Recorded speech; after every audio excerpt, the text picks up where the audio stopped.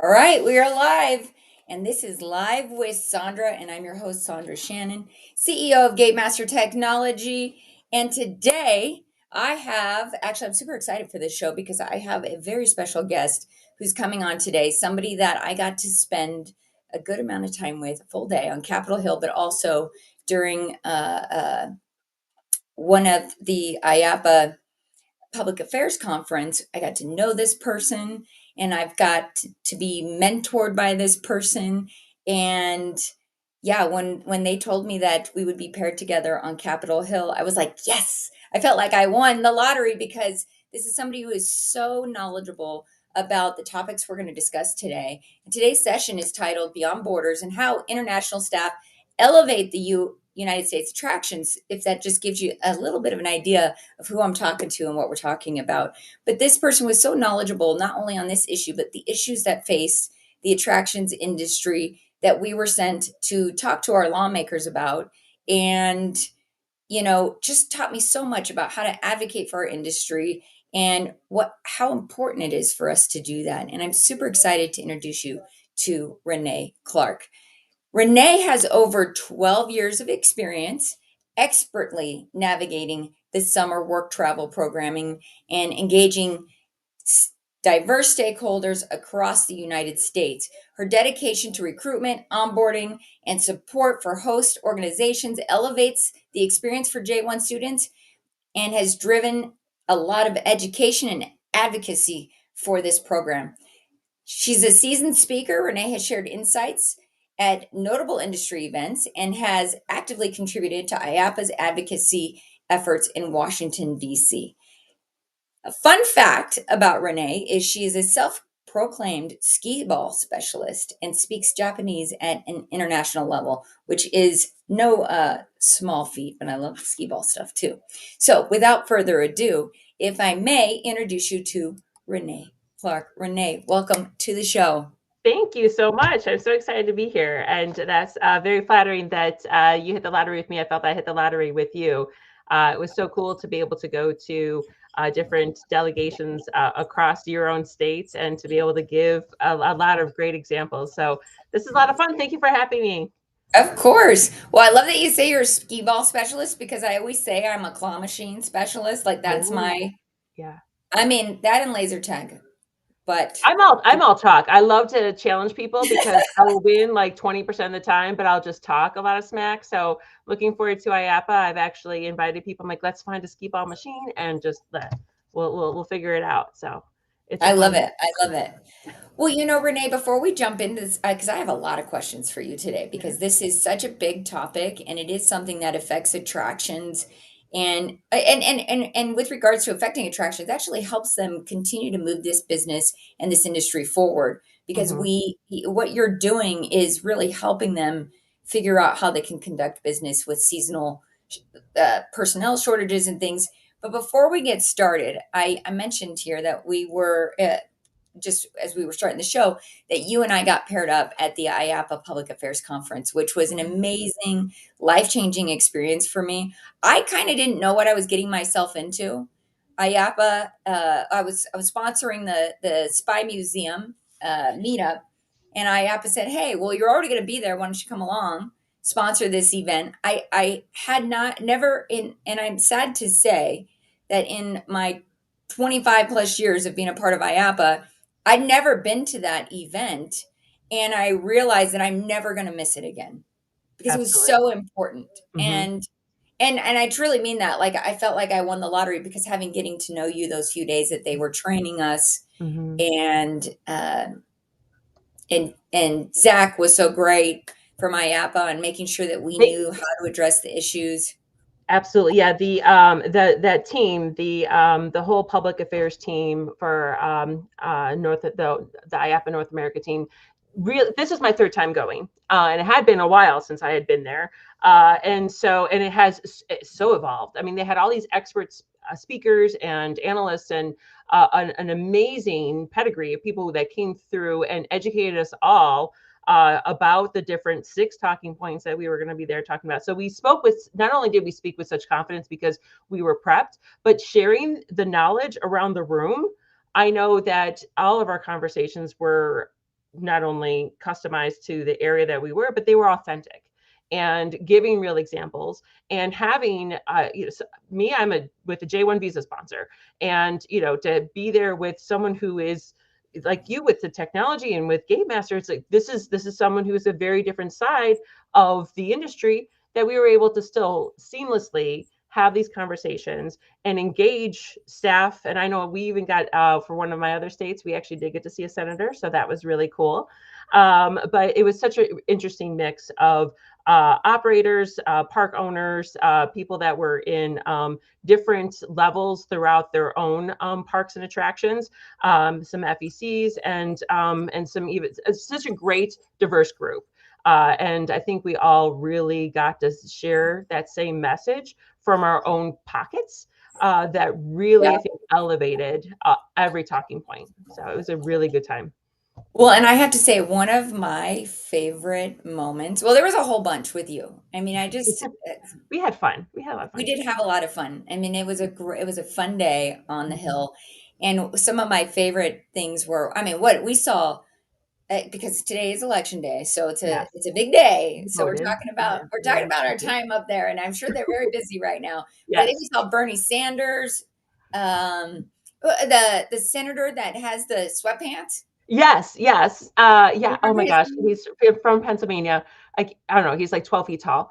But it was so cool because we got to go on the underground little tramway. The Senate subway. Yeah, the Senate subway, which was on earlier today, and I was with Rich Knoble when we were on it at first, and he's like, "Oh, you guys have rides too," and it was so cool. But I couldn't believe how many we saw, how many actual legislators we saw. That, yeah, I felt like we were a little like celebrity, like little fangirls, like, "Oh my gosh, look who that is!" I know. I was like, can we take pictures? The Yeah, Mitt Romney we saw. I mean, there was yeah, a whole bunch. I mean, it was yeah. like it was so fun.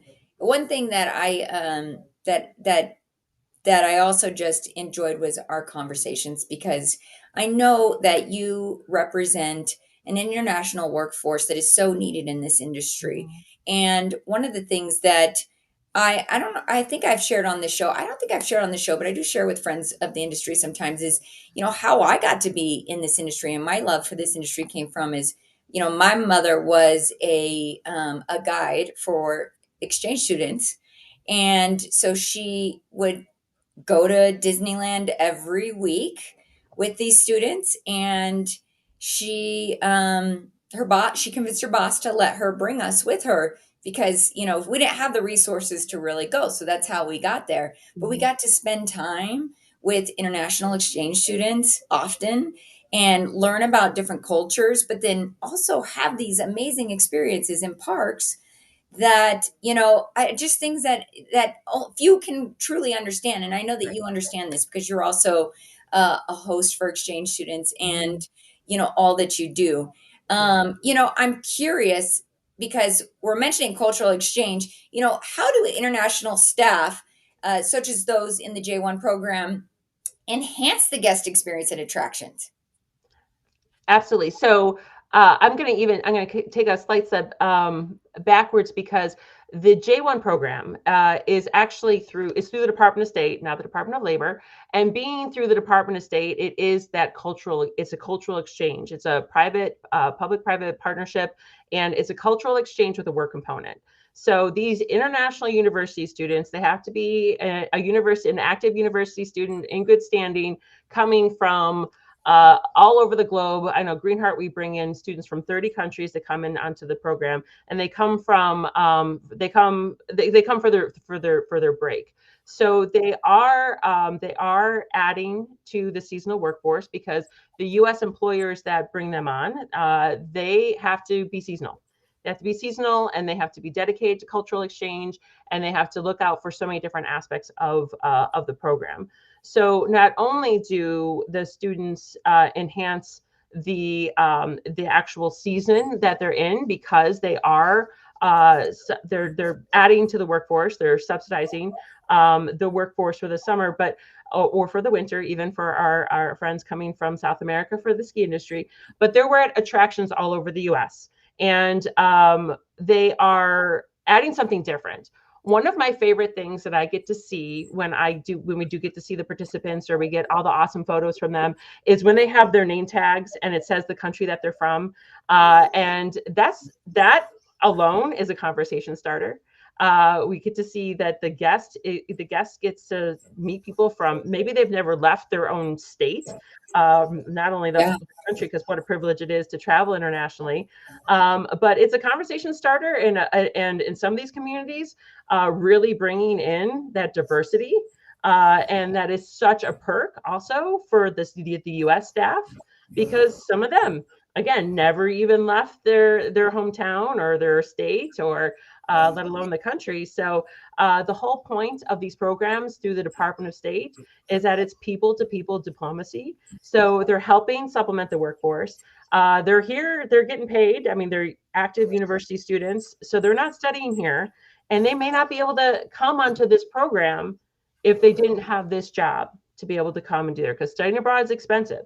So they're coming here, improving their English, sharing their culture, learning about the US, bringing all that back home when they come home to continue their studies, and making amazing memories while they're here. Yeah, that's amazing. I love this so much because like you said, the name tags with people from their countries, Elitch is here in Colorado is our home theme park. And I know that they participate in this program. And my kids love going and meeting the international workforce that's there, or the students that are there, and talking to them. And I've had great experiences with them. In fact, I think that's part of what inspired my daughter's going to the Mediterranean since we've spoke No on way. a study abroad program. And it was really some of those talking points that you gave me that I was able to say, honey, this is like a good idea for you. Like, this is Mhm. really great.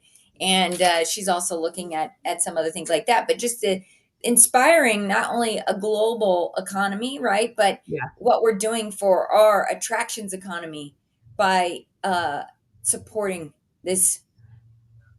Absolutely. We hear from so many of our attractions that they would not be able to keep the park open. Some have had to, without this supplement to their staff, they would need to close early in the season. They need to close some of the rides, and no one wants to come to their favorite park and see that their favorite water slide's Yeah. not operating because they simply don't have the staff to do it. They bring in the international students to help really supplement and keep the doors open, and all the elements that go into that. It's at the end of the day really supporting and making that fun experience, and making this something. And the students are getting a great benefit. They're working, they're learning, of course, communication skills, not to mention in English, since none of Yeah. we don't Greenheart doesn't, outside of Jamaica, we really don't have any other country that has native English speakers. So it's super cool to see how much their English grows, and to be doing something fun where people are having a good time and an attraction. Super cool. Like, there's nothing more encouraging. And I know I selfishly love to get my family involved too, and I never know what questions my kids are going to ask. But that's great, because that's what this is. It's cultural exchange. They're learning about the countries that the J1s are from, and as well as the students are learning about the U.S. through so many different types of people that they meet. Yeah, I love that.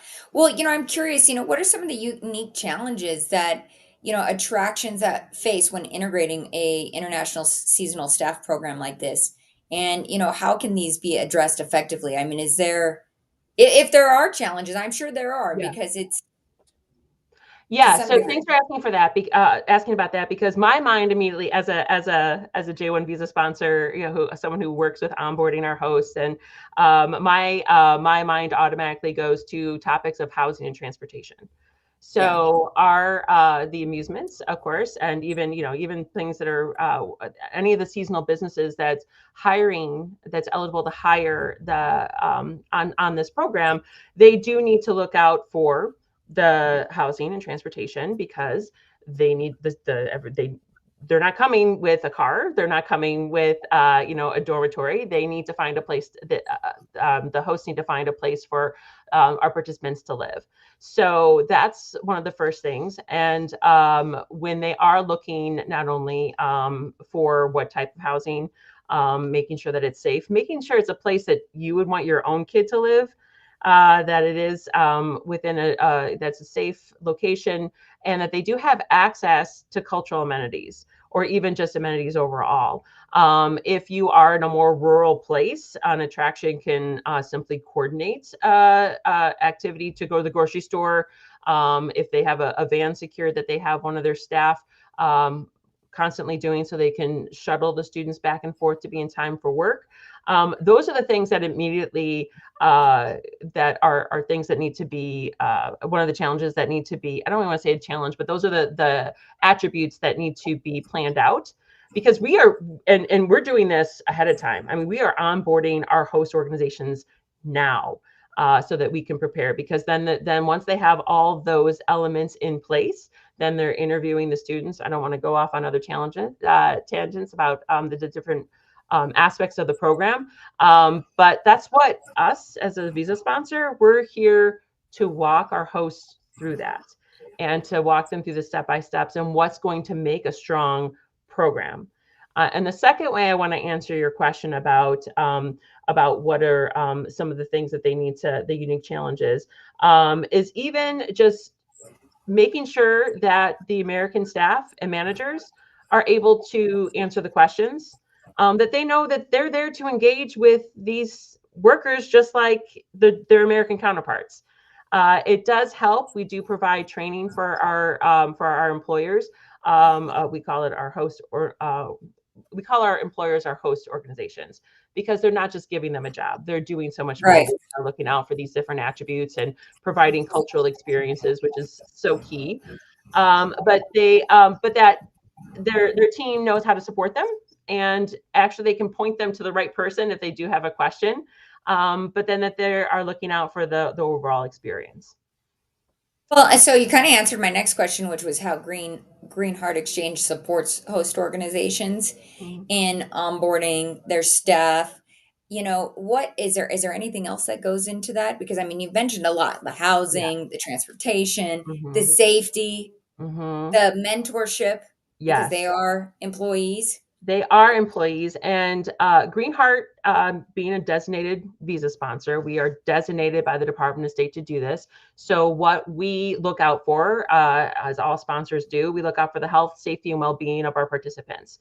And so we need to make sure that the hosts that we're partnering with, that they are qualified, and that they're meeting the attributes of the program and the goals, and the regulations set by the Department of State. Greenheart does have a reputation. We have two reputations. One for being a strict sponsor, because we are looking out. We have always been pushing for attention to detail and setting realistic expectations.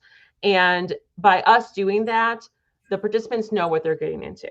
If they know that they're going to be sharing a bathroom with four other people, if they know that they're going to be standing the majority of the time, if they know that what's involved. I mean, if they are on a team and everyone takes a turn cleaning the bathroom, which includes the toilet, it's in the placement agreement, it's in their job description. We want to Yeah. set those realistic expectations. So our other reputation, as we are the volunteer sponsor.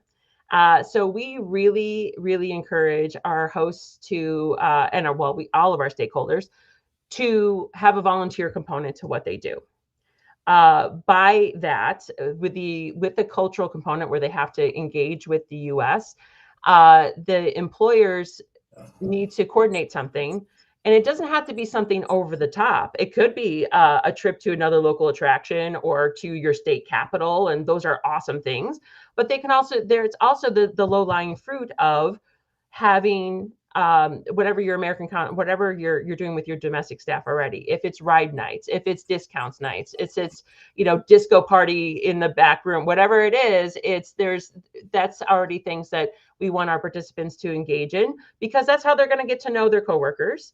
And volunteering is also such an amazing way to meet that, because you're getting out in the and contributing back to the local community that you're calling home for that summer or for that winter. And by volunteering, you're not just asking someone, oh, did you want a large ice cream or a small ice cream? You're actually talking to them about who they are. Have you ever been outside the US? You know, geez, what is that? What does SpongeBob sound like in your country? Like weird, fun conversations that's the cultural exchange. And they get to know each other and they get to make friends. And it's becomes really beautiful to see how the students are making these lifelong friends and your staff is making these lifelong friends. Oh, I think that's such an important thing to mention because, even for us, having worked in 16 countries, and it's funny that you brought up SpongeBob. I have a funny story to share. We had what the National Park of Mongolia has been with working with Gatemaster for 10 plus years. I don't remember the exact amount of time, but my kids were very young and I'd have to stay up late and work with them.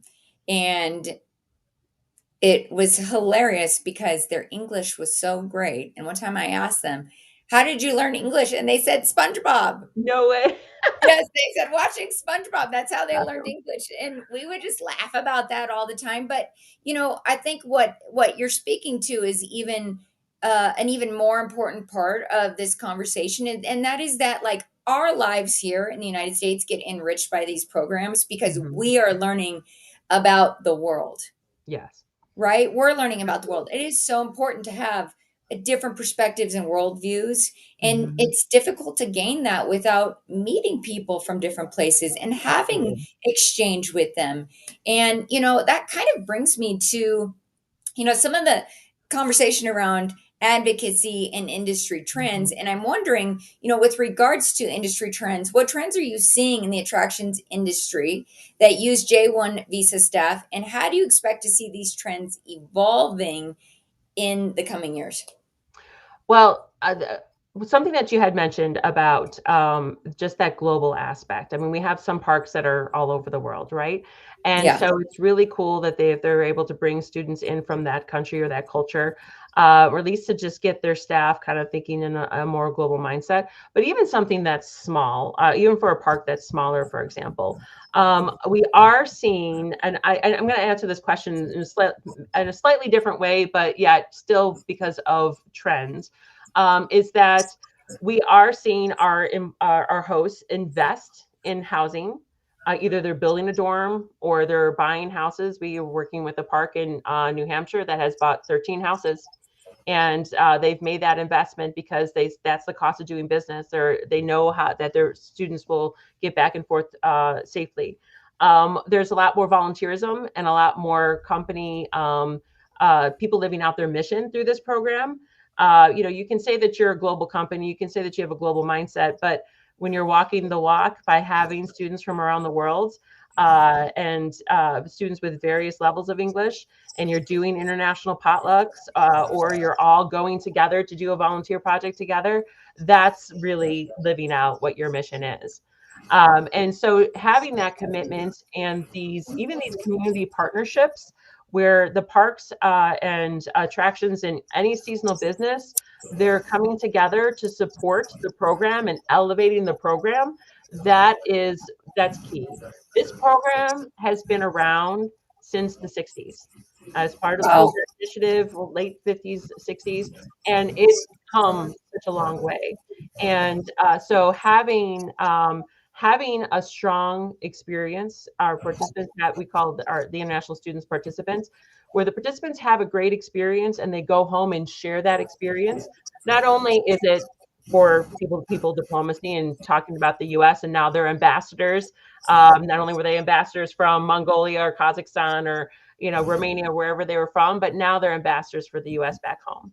And so it's amazing to see how the trend of elevating the program is making any small community, maybe a park in Iowa that no one ever heard of or couldn't even identify on the map, that now they want to go back there and they're bringing their friends and their cousin wants to come back 10 years later because they knew what a great experience and safe housing and the cultural experiences. They want to go to those minor league baseball games too. That's elevating the program overall, for sure. Yeah, that's amazing. Well, and we did talk about how we recently visited Washington D.C., but I know you spend more time there, but with IAPA, when we were talking about this program, Mhm. I want to share with the audience, what were some of the key topics discussed and why they are critical for the attractions, but also I couldn't remember and I couldn't remember. There is a an economic impact this has. There was a dollar amount that we were Yeah. sharing with when we were having conversations on the Hill. Do you remember what that was? I know I'm Yeah. putting you on the spot. Well, no, no. But well, so overall, when we were talking about what's about attractions, I mean, with some of the great paperwork they gave us, is that there is a 52.4 billion. I do have the IAPA one pager in front of me, so I can pretend that I'm this fabulous. But yeah, 15.2 billion economic impact on the attractions, economic impact for attractions alone. But when we're talking about the international component, the Alliance for International Exchange, that was one of the resources that I know I shared in some of our conversations, and that many of the others that were some of our counterparts going to different states, they actually have fact sheets, state fact sheets. So if anyone is going to their local legislator, state legislator, federal legislative, they can go and talk and share this information and really be prepared to share some of these numbers, because at the end of the day, it is kind of about the bottom line and the dollar, the different talking points that I'll get to that too, that we were talking about. But uh, the alliance did a calculation, and they're updating some of this information soon too, is that they've estimated that participants do contribute somewhere around $5,300 per participant when they're here on their program. And that's the full Wow. month that our students are here. Whoops, I'm sorry about my background there. So the ghost of Renee is telling you that the financial impact that they're having. So in the state of Pennsylvania, there's like 3,300, excuse me, students that come. So that times $5,300, and that's a value from 2018. So we know it's more than that. So the Right. amount you're bringing to your local community is mind-boggling, and that is what our local legislators want to better understand, because this is a cultural exchange with a work component. But what does that actually translate to? And that's the bottom line with the money they're bringing into the communities. Yeah, and I think that is such an important part because at the end of the day, like you said, these are businesses that are Mhm, participating in this mhm. exchange, but there's an added benefit to our economy. Absolutely. These are people who are paying taxes while they're Yep. working here, Yep. right? So Yep. they are contributing members of our society while they are Yep. here, and Yep. I think that that's such a huge thing to mention. But like you've also said, there are so many attractions and parks that would not be fully operational if they did not have this option, which is Yeah. why it was such uh, a big impact on me to understand this when we were up on Capitol Hill talking about this conversation. I appreciate you sharing those stats because I think that's something that people need to definitely hear. Mhm. And just continuing on industry trends and advocacy, why is advocacy for J1 visa programs essential for U.S. attraction industries, and how can leaders get involved? Absolutely. So there's so much that leaders can do, and then also lead their teams to do. The more that people understand this program, especially the J1 program, the J visas are a Department of State visa. So it's a cultural exchange. So many times this program is misunderstood, and it's tied up with immigration sometimes, which it's so not, because these are through the Department of State. And being through the Department of State and this people to people diplomacy, and I mean, I can tell you lots of awesome stories about the cultural exchange and the impact that it's had on the Americans that our participants engage with. But there is, but with them going, everyone learning what the program is about and the goals of the program, about how this is, it's a public-private partnership, and that it is really about supplementing. You have to be qualified to even hire them. You have to you're supplementing your workforce. This is not a labor program, is my point. But that educating your team on it and talking to the local legislators about what it actually is important, because there have been sometimes some threats to the program where it's misunderstood. People are asking, well, how are they taking jobs? How are they not taking jobs away from Americans? That seasonal component is key. That commitment to cultural exchange, that commitment to supporting the participants is absolutely key, and that illustrates their commitment. When leaders are doing things like approving housing being built or approving the improvement of housing or transportation, that is key. That's key to making your program stronger. I know that many of the seasonal staff, the Americans that I've talked to, they so look forward to the international students coming. When you're kind of in the hot days of summer and you're slinging those fries, but you have a soccer game with all your best buds from Dominican Republic and Jamaica afterwards because you got your own World Cup going. Fantastic. It keeps it Yeah. going. It keeps it fresh. And it really is a great opportunity for everyone to get involved and to understand, because these relationships where then I hear people have new Turkish grandbabies, or they've been yet invited to another wedding in Peru, or Jamaica. It's just so cool to see how this just transcends beyond just the 9 to 5 or whatever the park hours are. But it really is something to support. And like I said, it's been around for quite some time. And it's been through different administrations, and it still is going strong. And I mean, there's about 96,000 of these summer work travel J1 participants that come onto the program each and every year. Wow, that's incredible. That's it. I mean, these numbers are incredible and hard to wrap your Mhm. head around, but also show the gravity of what we're talking about. Mhm. And if I might add, in terms of leadership getting involved, one of the things that I realized at the IAAPA Public Affairs Conference was that we need more leaders to be showing up to this event, to Absolutely. join us on Capitol Hill. This is something that I don't plan to ever miss again, because Mhm. it made me realize a couple of things. One, that our voices can be heard. Mhm. This is an election day. Everybody Mhm. talks about their voices can't be heard, but let's get behind all of these things that need to be advocated for our industry. And you're a perfect example of that. Like, I just see what you do to advocate for not only this, but our industry, the industry that I work in, the Mhm. attractions industry, and how important it is for us to encourage leaders in organizations to get behind this conference, to join us there. I mean, how many people would you say were there? 50 people? At least 50 people, and we each had anywhere between 6 to 12 meetings. I mean, that's how we were grateful for that, the Senator Subway, to get Zoom back and forth. But it was so cool because they also really wanted to hear from us.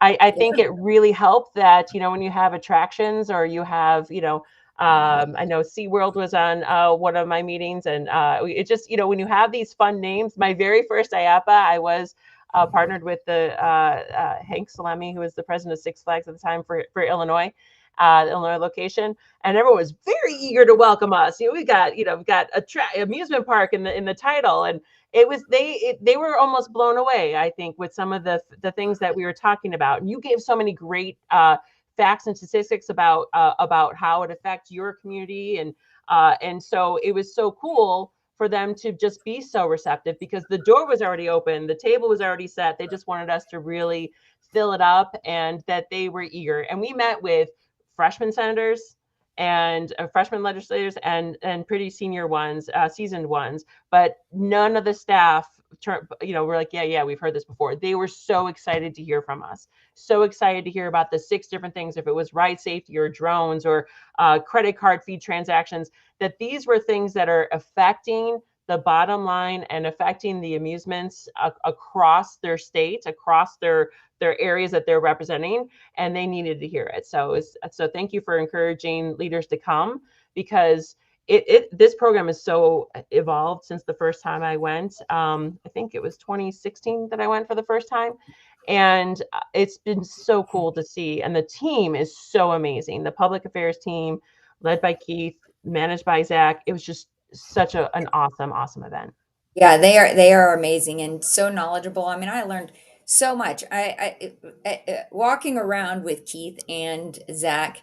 Zach is such a historian too, which I just want to give him a quick shout out because I felt like I was getting this like free tour or tour guide, like the most Yeah. amazing tour guide.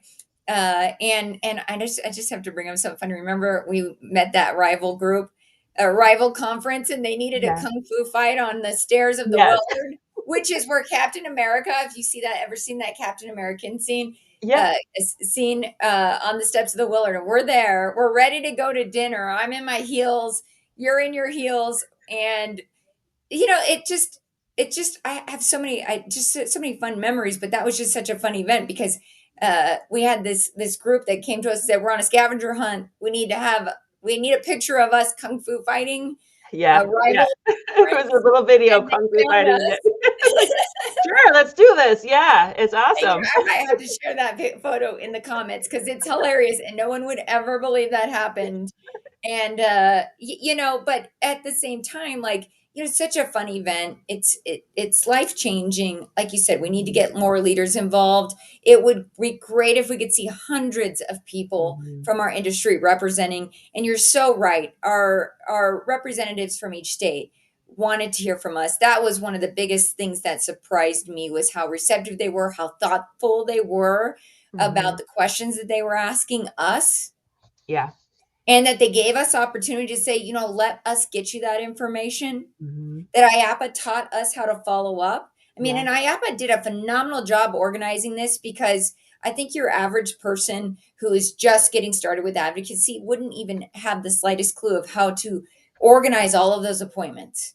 Yeah. And IAAPA organized those appointments for us. And I just want to mention that because if you're watching right now and you're considering coming to the public affairs conference, you Do it. have to show up. The Do key it. is showing up, right? Like, they really made it quite easy for us to Mhm. get the appointments Mhm. and to be partnered together with people who could Mhm. could teach us. I know Bill Lufer from Florida Attractions. He had one of the young professionals that joined him, and afterwards I said, listen, I'm so jealous you got paired with him, because I would love to see him have this conversation with Florida lawmakers, because I bet Mhm. that was just so cool. I would love to be a fly on the wall, but also, we delivered too. I know we had some really great conversations, and you know uh, I really just, it was an amazing experience, but also made me realize that I have to continue to do this. Absolutely.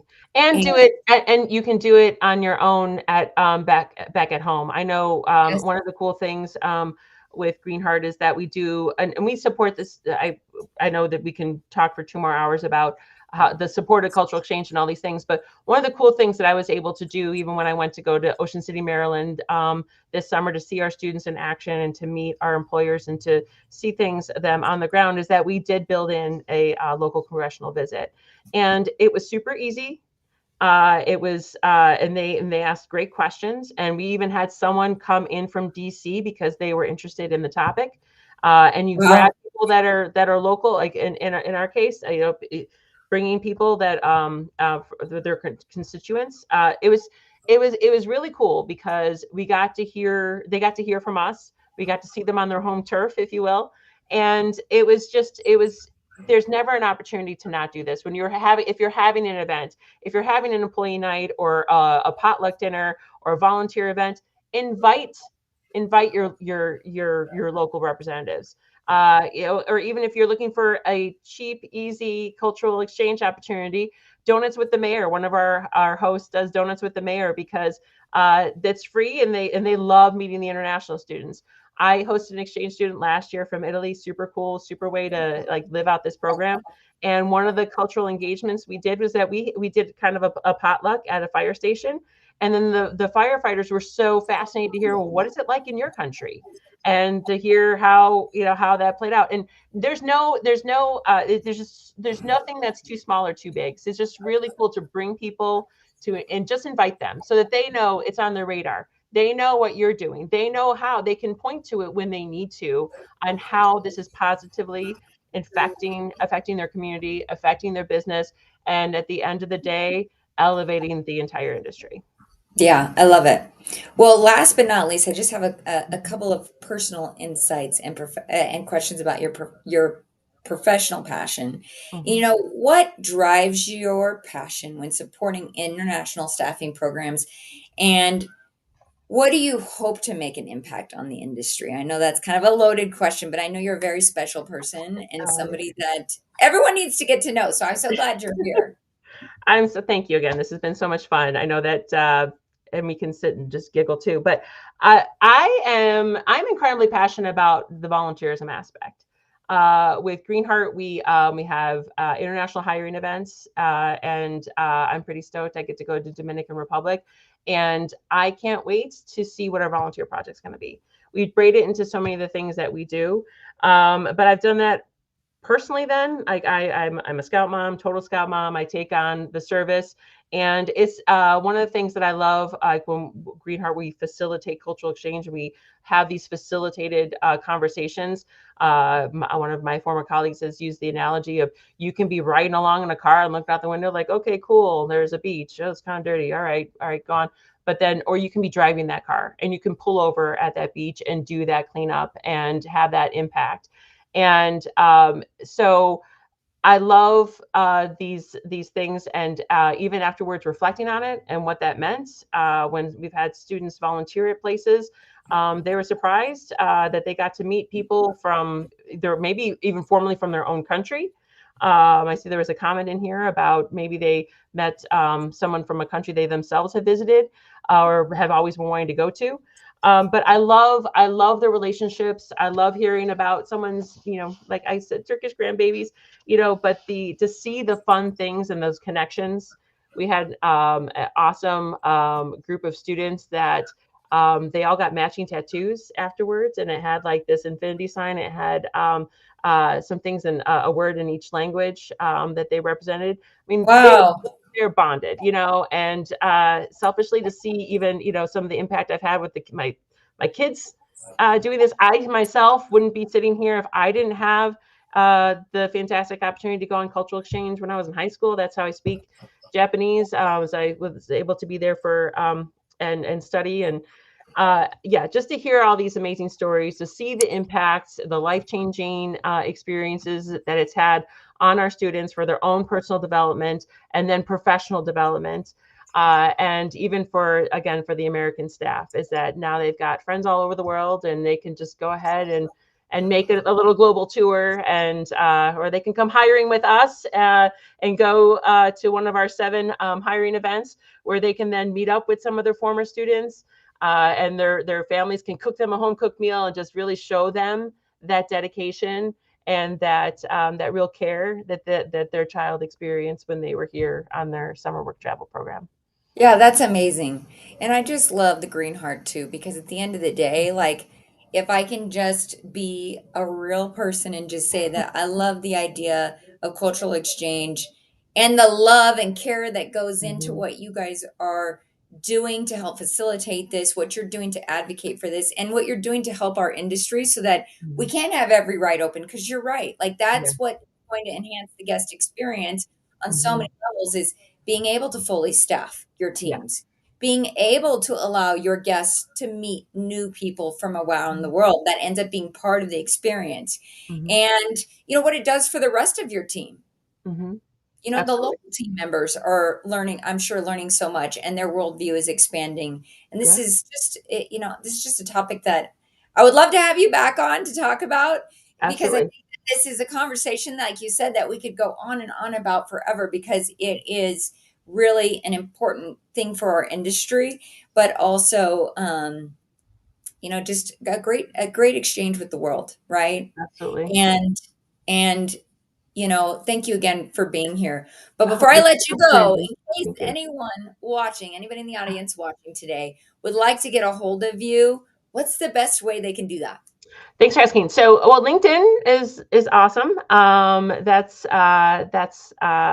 a good way to connect to me, probably quicker. My work email, that's R Clarke, and that's Clarke with an E, so RCLAR. I always explain it this way. So RCLARKE, Greenheart, so green like the color, heart like in your chest. So greenheart.org. Please do. We're onboarding hosts right now. I will be at IAAPA. I actually did win free tickets because of my social media posts on LinkedIn. So I'm super excited to be at your event and to be at all the other education sessions. My colleague Nick and I will be there. It's my happy place. So stoked to be there. But yeah, go ahead and shoot me a message on LinkedIn. Oh, and of course the IAAPA Connects Plus app too. Oh, That's that's a good plug. still very active. Already building out my schedule for the expo that way, and reaching out to folks to connect while we're there. Yeah, well, thank you, Renee, for being here today. Thank And you. thank you for sharing these ideas and all the work that you're doing. And again, for all that you do to advocate for this industry and just for, love around the world. Like, I just Yeah, love that because at the end of the day, that's really like, I just think we're creating a peaceful world when we allow these kinds of exchanges. And it's just a beautiful thing that needs to happen and needs to be advocated for. So thank absolutely. you again for being here. Thank you so much for having me. Can't wait to see you in a couple weeks. I can't wait to see you. We're going to have some fun. Have Yes. you ever held an alligator? No, this is going to be my first alligator experience. Yes, Oh, and I talk a talk too. I stink at mini golf, but I'm sure they're not fluffy. So I'm curious about what that's going to be like. I don't want to give you any spoilers, but it's an experience to hold an alligator. Certainly not what I expected, but it made me fall in love with them even more. Very 'Cause cool. I'm a fan. Very Oh, I do cool. eat them sometimes. So I have tasted them. They are tasty. So they are I tasty. promise I will not sample while I'm there. Just There's no alligator on the menu. ah, Not while we're holding them anyways, right? exactly. Thank you so Well, much. Renee, thank you again. I'll see you soon. Thanks. Bye. Bye-bye. Well, I hope you enjoyed this session of Live with Sondra. I know I did. Beyond Borders, how the international staff elevate the U.S. attractions. If you are going to be joining us at the IAAPA Expo in what, 2 weeks? 2 weeks from today. 2 weeks from today. I hope that you will stop by and see me, stop by and see Renee, anybody on this show. Please do show them your support by at least letting them know that you watch them live here. And if you are watching on replay or on one of our recaps, please hashtag tag replay so that we know you are here. If you have any questions that you want to drop in the chat, we'll be monitoring those for days to come. And of course, I will make sure to tag Renee so that you know how to get a hold of her on LinkedIn or the other social media channels that we're broadcasting live from today. Again, I want to thank you for your support each and every week for this show. I could not do this without amazing guests and all of your viewership. Those of you that are listening on our podcast, thank you for helping us build this platform so that we can have unique and great conversations about this industry and have guests like Renee on here. I say all the time, I feel like I'm getting away with something because I get to have these conversational exchanges with amazing people. And yeah, it just has made my life so much richer. But I hope that it is making this industry richer in terms of just quality and information. And again, please do reach out to these guests. These are experts in what they do, and they can help elevate your attraction. So, without further ado, I'm going to sign off. Thank you for joining me today. It's an honor to be here, and I hope to see you soon.